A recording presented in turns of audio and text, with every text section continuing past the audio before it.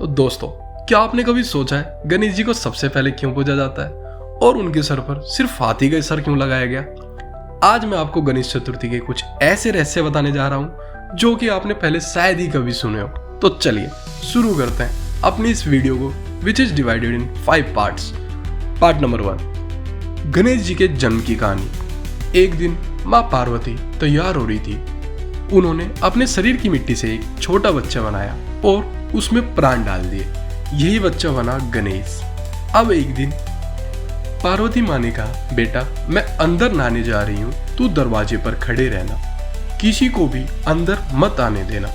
अब गणेश जी बाहर खड़े होकर पहरेदारी करने लगे। तभी शिव जी आए और पार्वती जी से मिलने का अनुरोध करने लगे कि मुझे अंदर जाने दो, वो मेरी अर्धांगिनी है। गणेश जी ने कहा, आप अंदर नहीं जा सकते, माँ ने किसी को भी अंदर आने के लिए मना किया है। शिव जी के बार बार प्रयास करने के बाद भी वो बच्चा नहीं माना।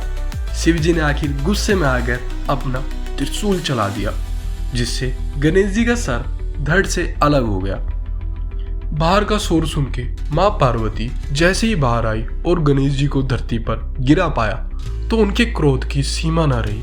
माँ पार्वती का गुस्सा शांत करने के लिए शिव जी ने एक हाथी के सर लेकर गणेश जी को वापस जिंदा कर दिया और तब से गणेश जी के बने गजानन, हाथी सर वाले देवता, और यही उनकी पहचान बनी। पार्ट नंबर 2, गणेश जी को पहले क्यों पूजा जाने लगा? एक बार सभी देवता सोच रहे थे कि सबसे पहले किस देवता की पूजा होनी चाहिए। शिव जी ने बोला, जो पूरे विश्व के सबसे पहले 3 चक्कर लगाकर आएगा उसी की सबसे पहले पूजा होगी। अब सभी देवता निकल पड़े अपने अपने वाहनों पर के, लेकिन गणेश जी ने अपने माँ बाप शिव जी और पार्वती जी के 3 चक्कर पूरे करके उस रेस को जीत लिया और बोले, मेरे लिए मेरे माँ बाप ही मेरे विश्व हैं, ब्रह्मांड है। सब देवता इस बात को मान गए। तब से हर पूजा में सबसे पहले गणेश जी से ही शुरू की जाती है। लेसन ये है, माँ बाप की सेवा ही सबसे बड़ा धर्म है। पार्ट नंबर 3, आखिर हाथी का सर ही क्यों? गणेश जी को सिर्फ हाथी का सर ही क्यों दिया गया? तो दोस्तों, हाथी को शरीर के साथ साथ बुद्धि में भी तेज माना जाता है और हाथी के बड़े कान मतलब सबकी सुनो, छोटी आंखें मतलब फोकस करो, फ्लेक्सिबल सूंड मतलब लाइफ में हर सिचुएशन के लिए एडेप्टेबल रहो। तो गणेश जी का एलिफेंट हेड एक लेसन है, वाइज बनो, ज्यादा सुनो, फोकस रहो, फ्लेक्सिबल रहो और ऑब्स्टेकल से कभी मत डरो। यही कारण है गणेश जी के सर पर हाथी का सर होने का। Part number 4, some hidden and rare facts. अब सुनो कुछ ऐसे माइंड ब्लोइंग बातें जो शायद आपने पहले कभी ना सुनी हो। गणेश जी को 108 अलग अलग नाम है, जैसे एकदंता, विनायका, गजानंदा। उनकी 2 पत्नियां रिद्धि और सिद्धि। उनके बच्चे हैं सुप और लाभ, which are the symbol of prosperity and success. Ganesh ji की एक दंत वाली मूर्ति होती है। कहा जाता है उन्होंने अपने एक दांत तोड़कर वेद व्यास जी के लिए महाभारत लिखी थी। ये उनकी डेडिकेशन और सेक्रीफाइस दिखाता है।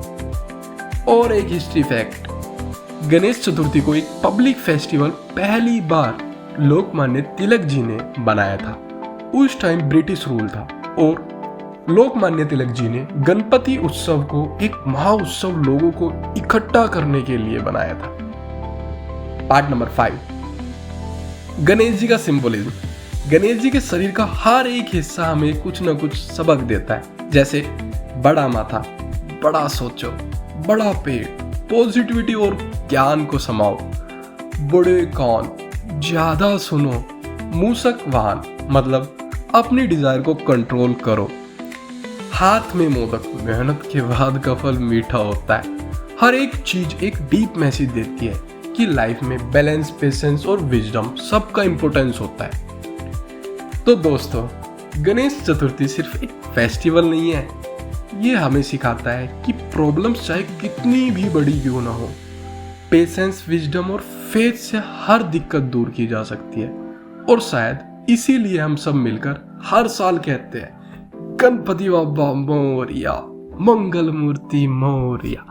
तो अगर वीडियो अच्छी लगी हो तो लाइक करो, शेयर करो and subscribe the channel for the upcoming videos.